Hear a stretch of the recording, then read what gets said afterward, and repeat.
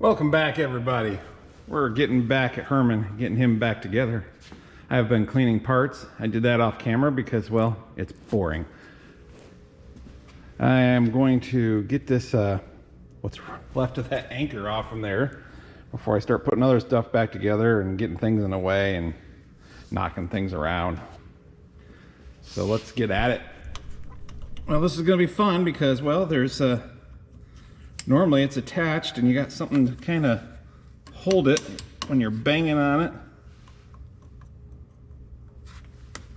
Come on.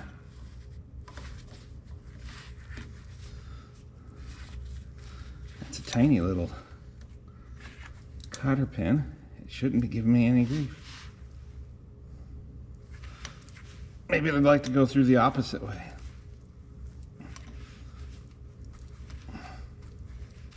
Yeah, that was a bit undersized.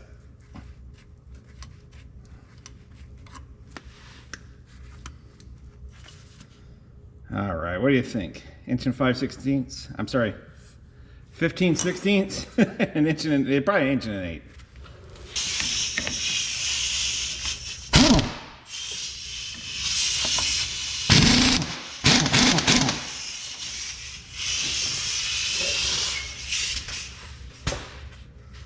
There's the hard part. Wait, no, I mean the easy part. Almost thinking a pickle fork. There is like a spring under here. There normally is. I don't really want to wreck that. But what else have I got to hit it against? I can hit here, and it's just going to move the whole thing.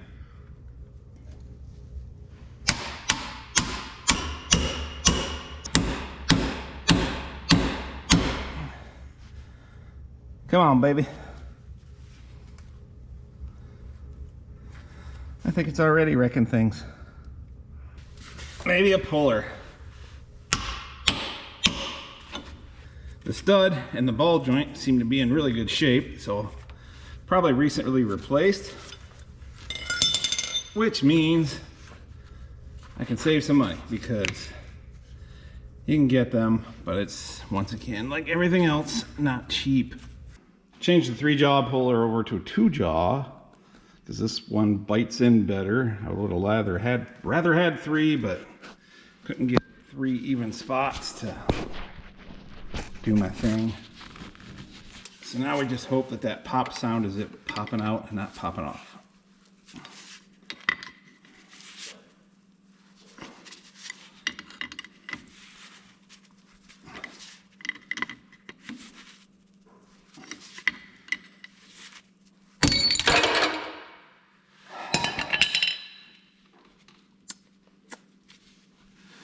Dang it. That was the pop off sound, not the, or I'm sorry, yes, coming off, not popping on, I don't know. It didn't do what I wanted it to do. Well, we're gonna go at the, there's more than one way to skin a cat. On things. Take off the other side. Worst I'll do is break it, which it needs replaced anyways, because all this, it's holding, but I've got a replacement one, so why live with all that goober weld? I don't think I've ever posted a picture of Herman with his blade on. When my friend bought Herman, it had a big old Walden blade on the front. I can put a picture in. I can't remember if it was 14 or 16 feet, but it was a big old blade. And Blaine sold it off from here. All I've got is just the 2 plates, one that mounted on each side of the frame. Would have been fun for pushing snow, handy, but it was also a lot of weight on the front end, so that probably had a lot to do with some of this damage when you got that big old blade and pushing, giving more traction to the wheels.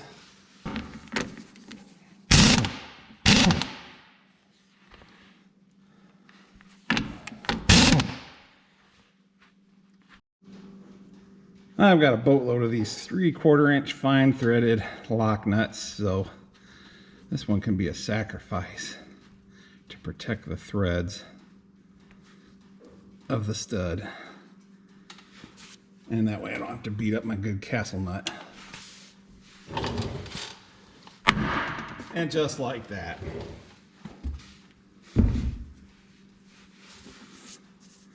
Didn't even need to. It's just more of a lock nut now.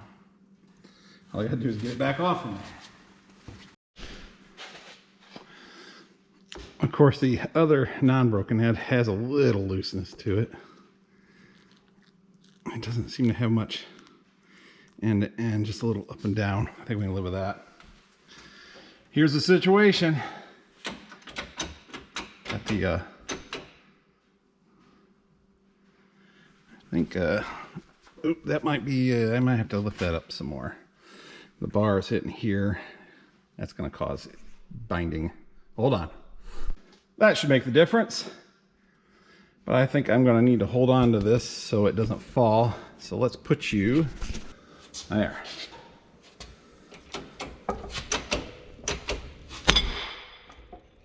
Boom, baby. Now hopefully you can see from the metal, that bottom half, this is the bottom side, had been broken for quite some time. You can see where it'd been probably working back and forth, got this edge shined up. That looks like a clean break on this side. Wasn't a lot holding it anymore.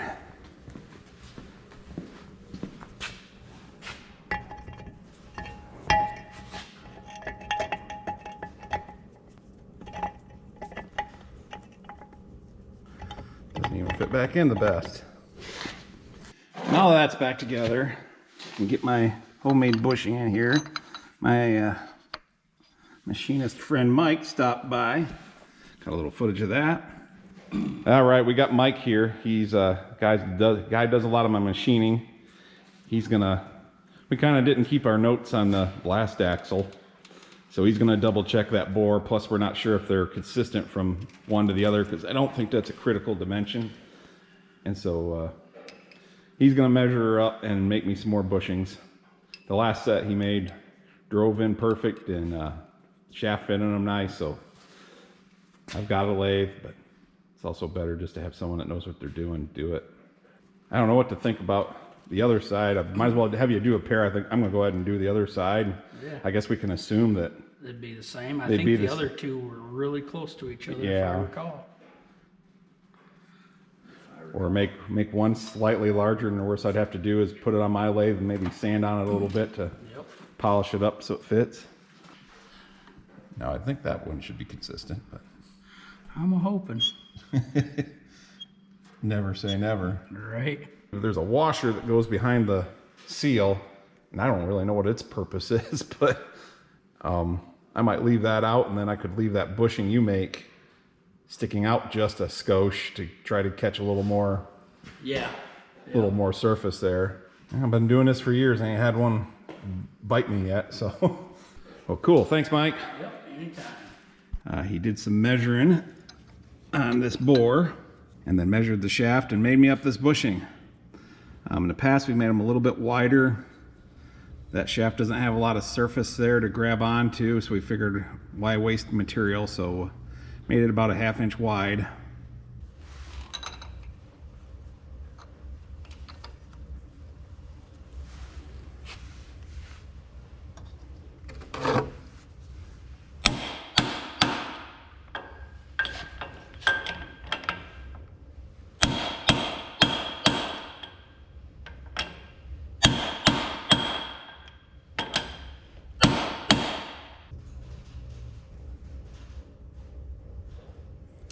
Yeah, it needs to go in just a hair more. It's pretty close. That's my guess, is this is to keep the shaft from moving too far in the seal. They've just got more tolerance than I want to have.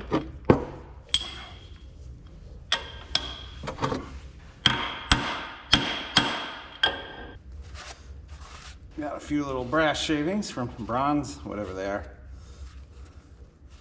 from getting it in there. That means a good tight fit, right? let's make sure this is gonna fit. Didn't squeeze it down too much before we get other stuff in there.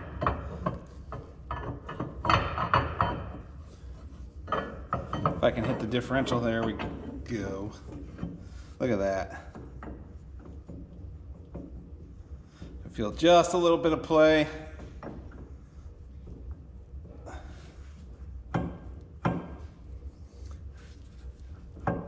Slides in and out nice and smooth.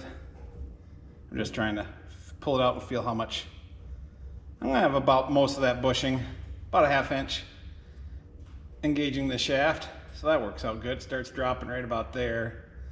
I can get my fat finger in there about the same time it drops. Let me get my finger in here. Yeah, about a 1/2 inch, just over, just under. Sweet. That's the official measurement there. You don't see Ross doing that.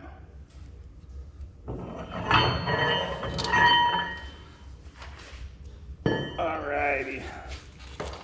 Like I said, I'm just gonna leave this washer out. It is my belief that it is there. As you can see, it is slightly larger than the bushing to do what we're doing with that bushing, to support the shaft, to keep it from concentric to the seal. But the bushing gives more surface area, and it also is a little more closer tolerance. Next up is the lip seal.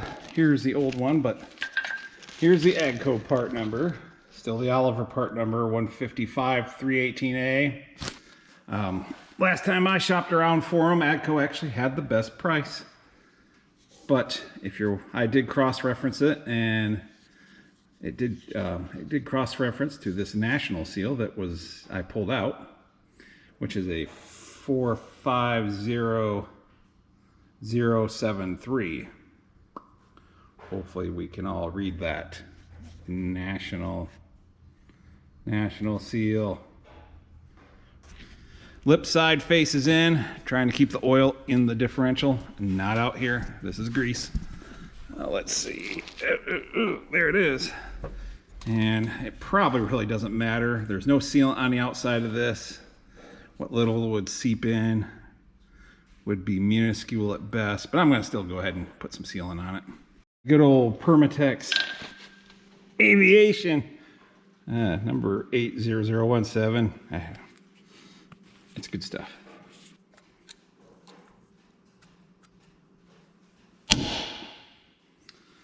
There. Next up is that brass thrust bushing. I happen to have some new ones on hand. 155-317A. They're about 50 bucks a piece. The critical thing on them is the thickness. They keep that CV joint all sandwiched together. Specs call for 0.151 to 157. I didn't even measure the old one, but I did on the outer spindle, and that one was within spec. But hey, it's Herman. I got new parts. I think I'm going to throw this one in. This one is about 152.5. The old one's thicker. It's about 155. Let's try another spot. Maybe it's dish shaped. Maybe there's some crud. Okay, old one. Yeah, about 155. Let's try another spot. Yeah. I think I might throw the old one back in there. Both are within spec, but it's a hair thicker than the new one. Yeah, here comes the fun part. I'm just gonna want to do that. All right. I'll see if I can't find something to drive it in with. Okay. This driver ought to work, and I put some grease on the washer to basically act like glue. I said to act like glue. Or maybe I just need to get it mostly in there. And then, nope.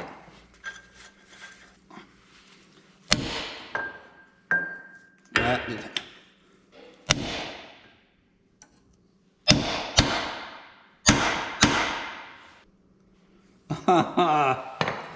Oh, the jarring action knocked the spring out of the seal.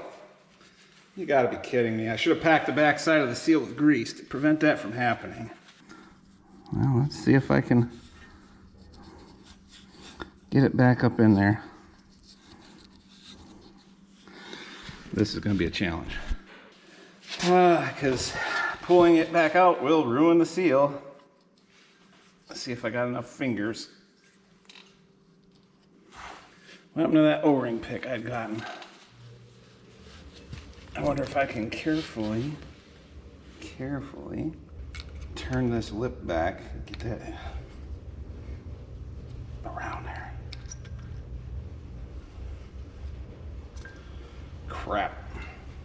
You're gonna be a rich Muppet at the end of this day. Boy, if that just don't, make you happy. That's weird. I hate to do it. Seal's about 25 bucks, but it's not gonna work this way. All right. Learn my lesson. Because if I was charging someone by the hour, it'd be cheaper for me to pull that seal out and pay for another one than to charge them for the labor to try to put it in there, which I guess it shouldn't, because it would be my fault. All right, I'm gonna cry uncle, pop it out, do it over with a fresh seal.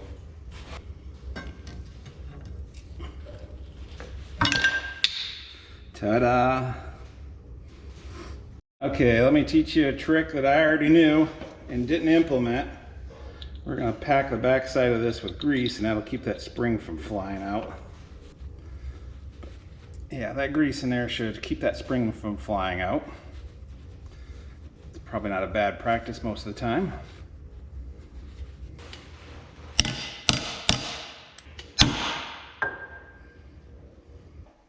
There.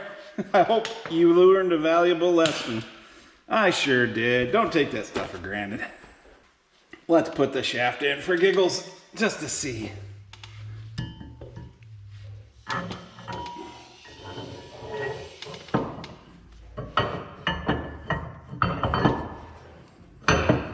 Ow.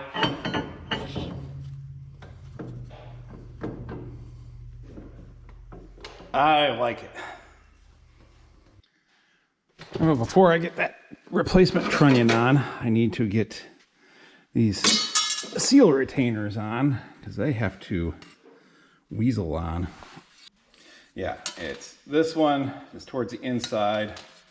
The felt sits in here. This one sits over the top, and then the two halves bolt on. Now I'm remembering. So I need this one to go on first.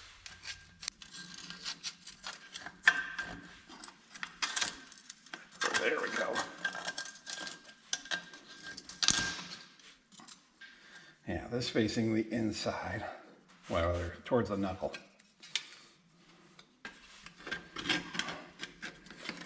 There we go. Just about finding the right spot to spin them on. Now we can get that trunnion on there. Oh yeah, I need to get that seal over there. The felt seal is split. The rubber seal is not. Let's get one of those. Spring popped out of its groove, but I just wanted to say, make sure that the inner side of this seal is beveled to follow the ball. So if you put it on 180 degrees facing the wrong direction, it's not going to seal right. So now I got to get that spring back on there. I kept the top bearing with the top trunnion, whatever you want to call it. Just, try to keep things consistent. Might have to adjust shims because we got a different housing, but I'm going to go with the shims I had for the time being.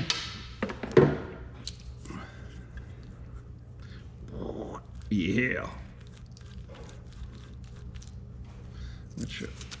Yeah, the top one's always the one with the grease zerk in it. And for this one, there was only one shim. So we're gonna try that. And if we need to shim differently, I guess we'll figure that out. I've been asked where I might get parts like this. This one I got from Maybaugh's in Creston, Ohio, Maybaugh tractor. And they cleaned it up good, but it had industrial yellow paint on it. So that was just gonna stick out too much. So yesterday I threw some meadow green on it.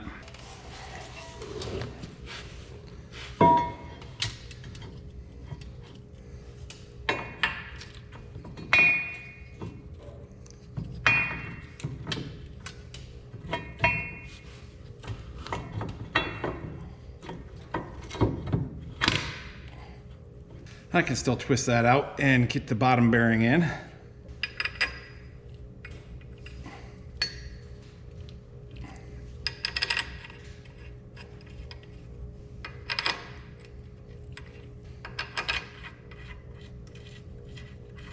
I'll get some grease on this bottom bearing race.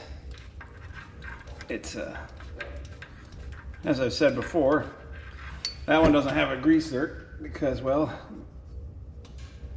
grease and gravity is gonna put grease down here anyway, so it stays pretty well greased. But the top one, if you don't grease it every now and then, the grease does work its way out of there, gets dry. When I did the 1650 almost 30 years ago, I had to replace the bearings because the top ones were just hammered loose. They hadn't probably ever been greased. But it was a muck tractor. You can tell water had been into the front axle. She'd lived a life.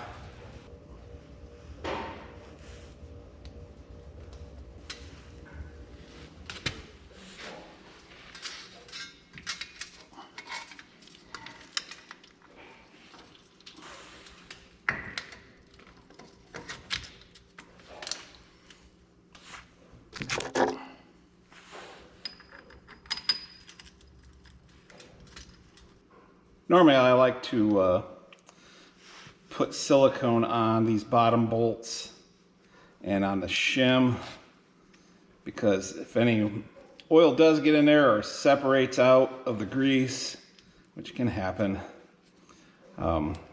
it will work its way down through the threads and around through all that stuff and drip onto your rim. And well, if you're looking at a restoration, you're trying to keep it clean, it can be tough with these, but that definitely helps. So I might take it back apart once the bottom part, once I feel like it's shimmed properly. Let me get a ratchet.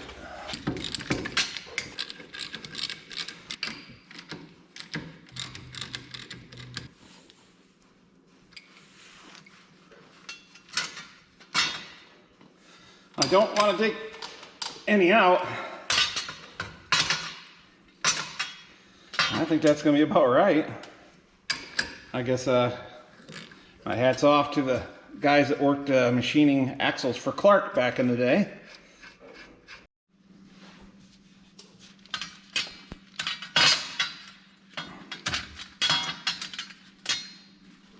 Turns smooth, just a little resistance, just a slight amount of effort. I think that's good. So I will, I'm gonna pull these bottom ones back off, put silicone on the threads, maybe on the shim. That might actually space the shim out a little bit, which won't be bad.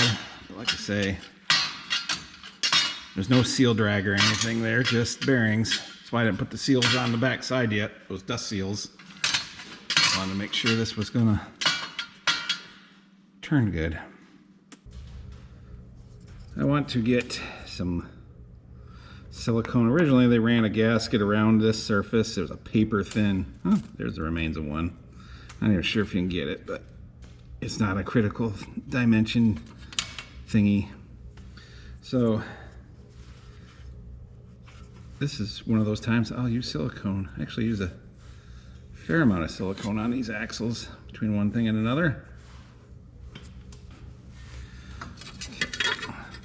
You'll notice this first split one has a couple of flat areas, and they coordinate with the coincide. I don't know, they go with the flat top spots on the top and the bottom.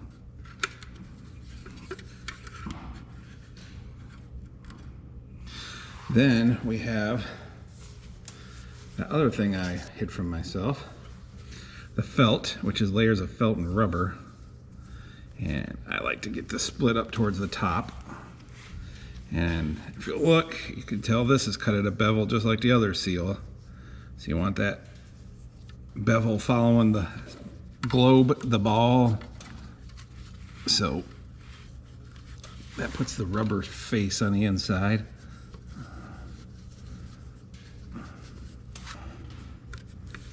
And of course it's all going to want to pop out at you and whatnot. You got to try to jam it all together. Then there's this one, and then there's this one. And then there's these retainer plates. They should be identical. But you'll also be able to see where the turning stop bolt hits back there. I think we'll start with the bottom one so it can kind of hold them in.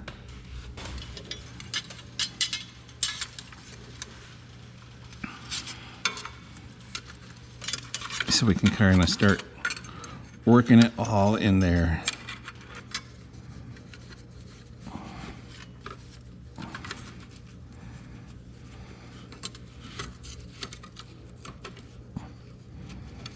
Get this other ring under there. And then I can get one started on the other side, hopefully. Uh-oh, I got grease on my shirt. There goes the marriage. That's looking pretty good. I like to get the split for this other one at the top as well, but not lined up with the felt split. If grease was enough to scare my wife away, I would have been a single man a long time ago. This actually ain't going that bad. Probably to make up for that seal spring or that. Of course, it rolled under the jack. See? I was counting my chickens before they were hatched.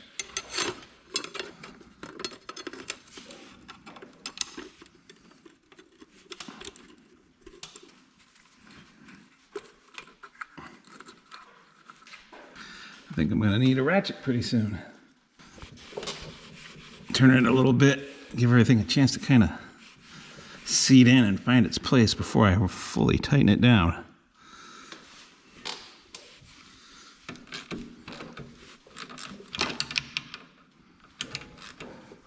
Work my way up from the bottom, alternating sides to kind of smooth it out and push it up to the middle. I'll do the same with the top.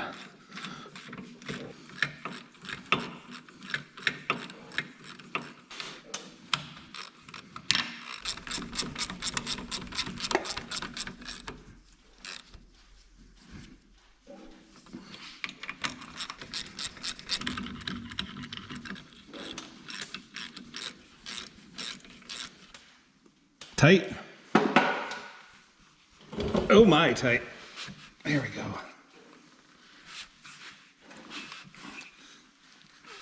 Alum seals are sealing.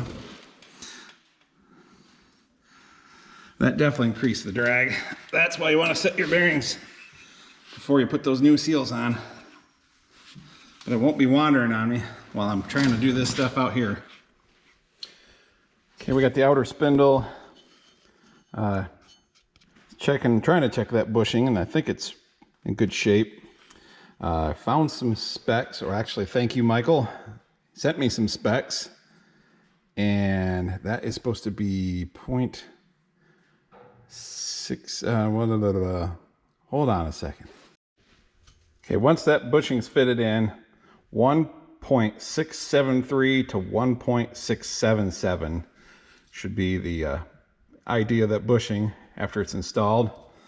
And I don't have a bore gauge that goes that small. I could just get the calipers in there to measure, and I'm within spec.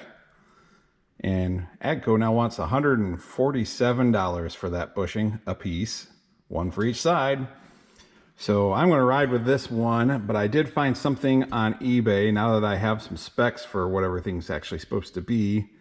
I've ordered it, and it's going to take a couple weeks for it to get here. I'm pretty sure it's going to ride on a boat over from China, but it might work and might actually be a little have a little less slop in it than the factory one. I'm sure you want some space in there for oil. You don't want it to drag, expansion, all that good stuff. But so we need to get a seal in there, and this time we're going to pack that ring with grease. And after making a mess, you're ready for installation. Once again, you want the spring lip side towards the oil, which is out on the hub.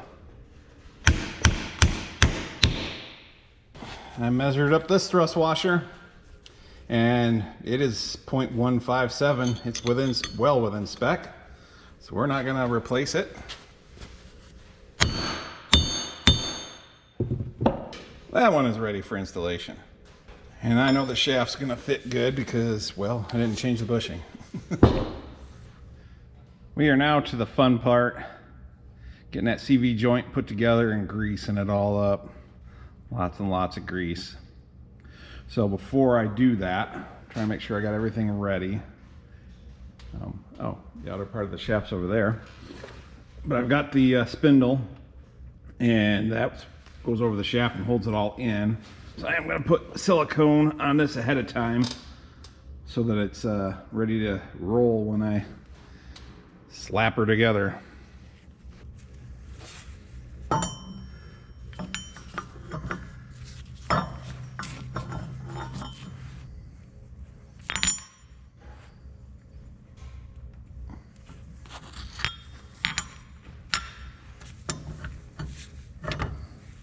You could do this outside of the axe housing, but this kind of holds it for you.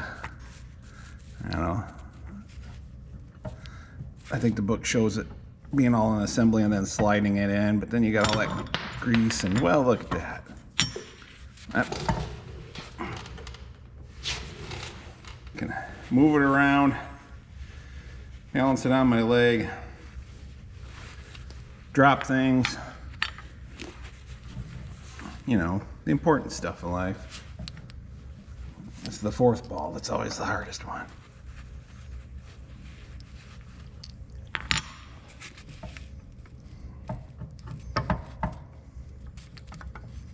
Get in there. Get in there.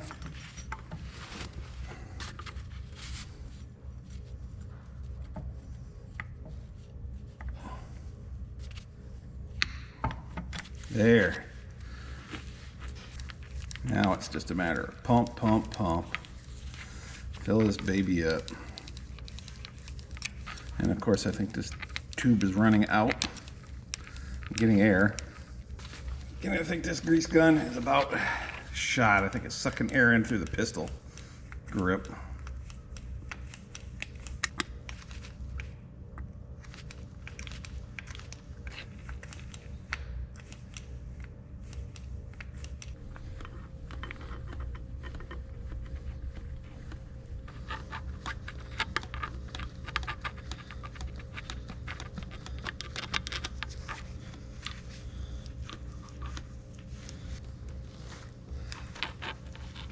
Carpal tunnel, here I come.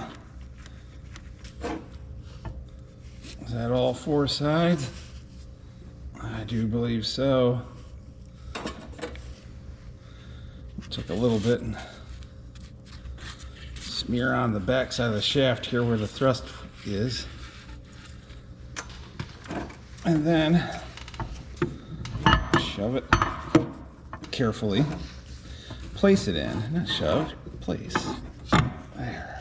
I'm trying to remember how many pounds of grease, a couple pounds of grease. I think I usually end up about 3 or 4 tubes of a packet full. I just take the top off the gun and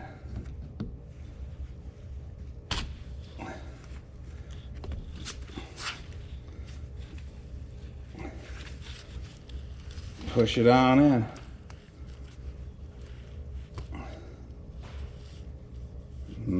Jelly.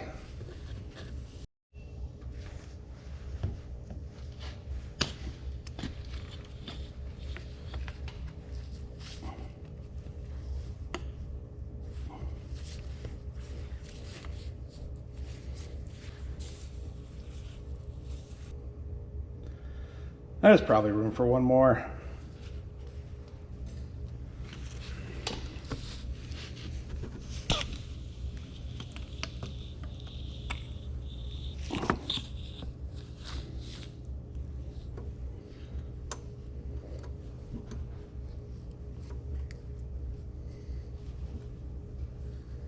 Pack some of that back in there.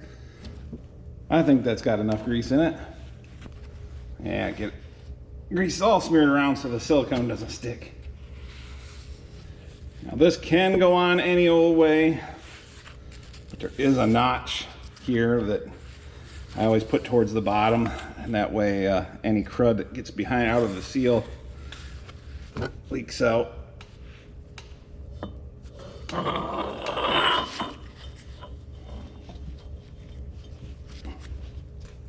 Got to get the dirt shield in there.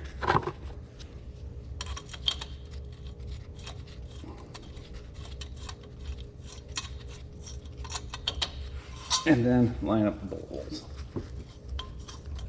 And I'll once again put some silicone on these bolt threads just to prevent any seepage. Or if it does somehow or another have the seals fail and it gets full of oil, being full of oil is better than being dry.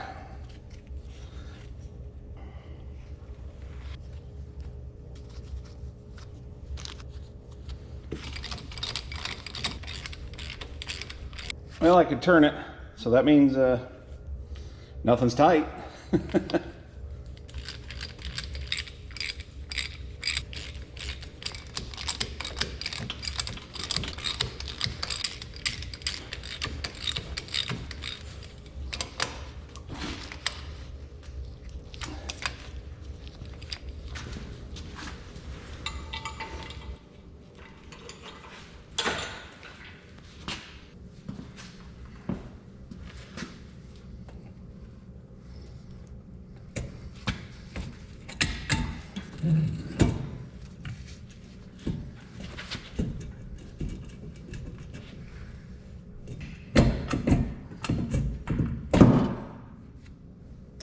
Well, I hope that went well, because it went fast.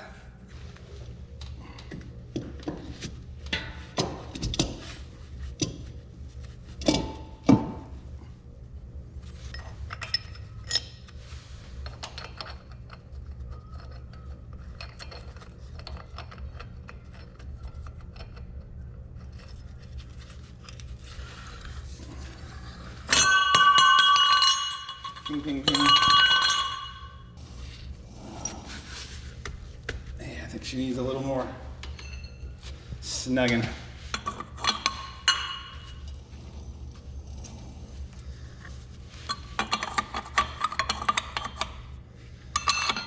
There's a measurement for that. Something about taking a fish scale and pulling here. 10 pounds or something like that. I can't remember. Always consult your manual before trusting some guy on YouTube. Let's see if we can get the tabs to line up. And the, I guess technically would be a jam nut.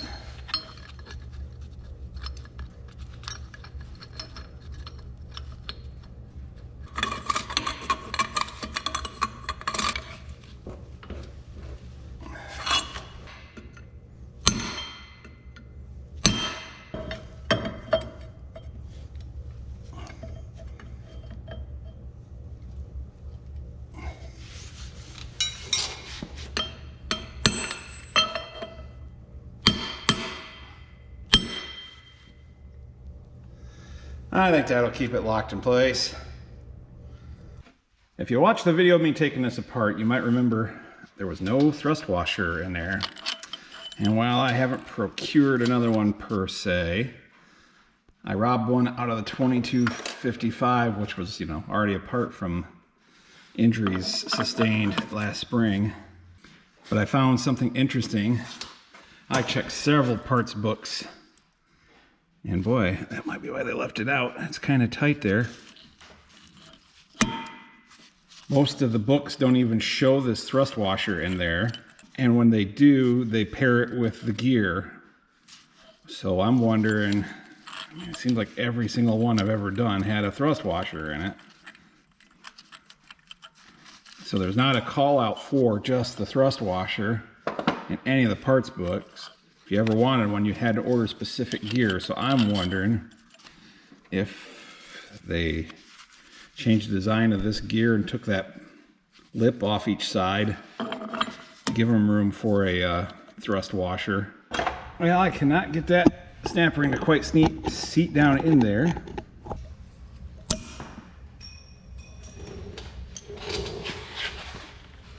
Well, count my lucky stars. That went flying, bounced off the tire, hit the 880 and bounced right back over here. I guess that's luck. Yeah, I grabbed the gear from the 2255. The teeth are the same width. Actually, 22 is just a skosh wider, but it doesn't have that flangey area. I can't believe after all these years I didn't come across one without a thrust washer. Maybe I just didn't give it that much notice back then, because I wasn't narrating my adventures. So I guess since it's not in the book, except for with a special gear, we're gonna go with that and put her back in the way she was.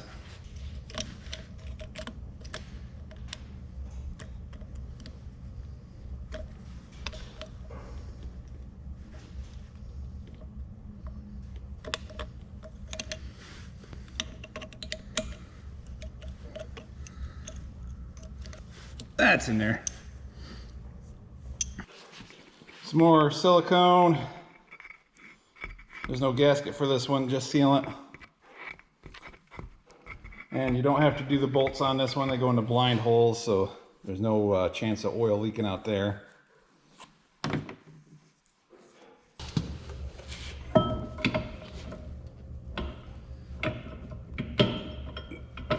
Whoa, look at that. It's almost too easy.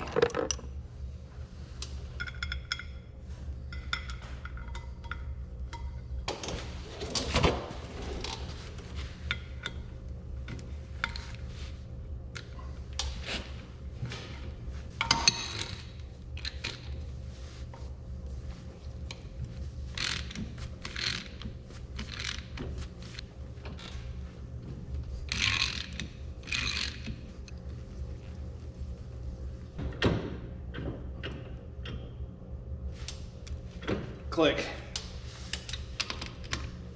Click.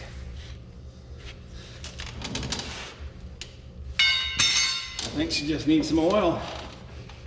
Well, and these two small bolts. I don't remember if I replaced these. I might have, because that's really good shape. The spherical bearing that goes in the end of the steering cylinder. So I think we're gonna leave her be. Or, as I suspect, the previous repairs or resealing or whatever, someone had done some work on this axle not that long ago, engine hours wise. The bolt, the pin, which is greasable, does have a little bit of wear there where it goes, but nothing I can't live with for now. There we go. I just needed to come up over that lip a little bit. Well, this is a good trunnion. It's a good fit.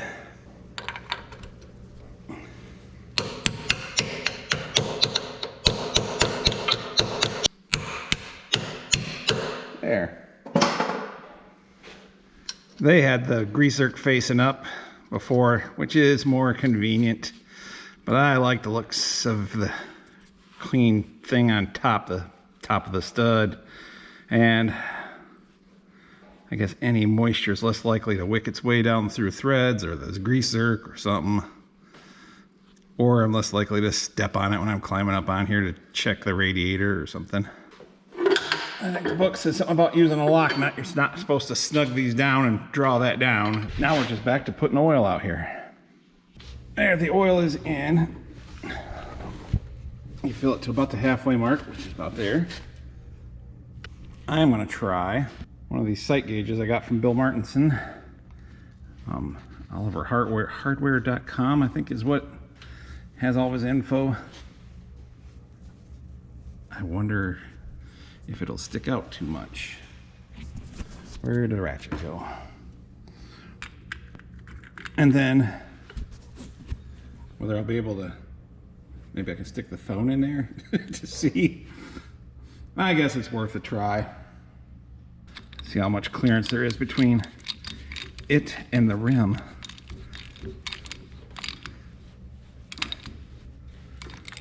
That helps.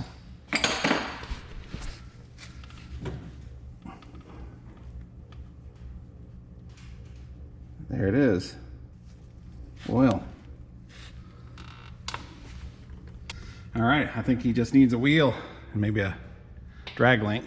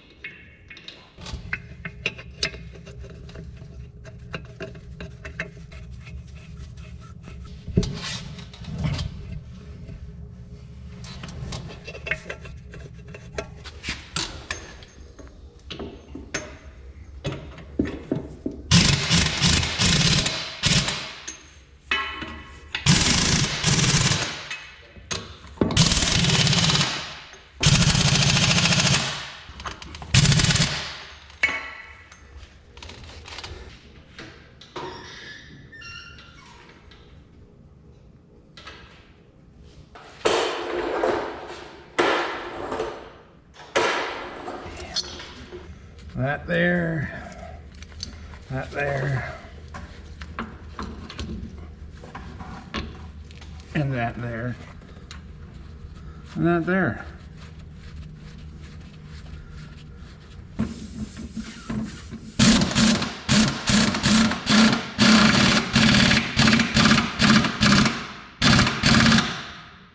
Now I need a light so I can line up the cotter pin hole. Well, would you believe I got that on the first try? Well, this blind squirrel just found it's not. I'm wasting all my luck on little stuff like that.